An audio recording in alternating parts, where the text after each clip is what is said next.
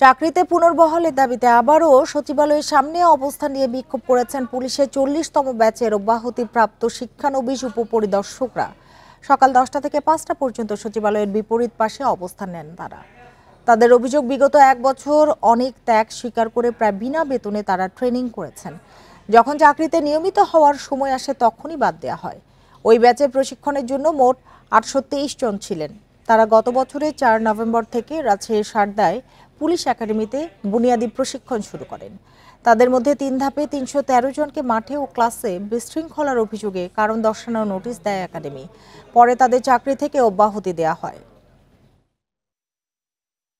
যেহেতু আমাদের সাথে একটা বৈষম্য করা হয়েছে, তো আমরা এর সুষ্ঠু বিচার আমরা পাব।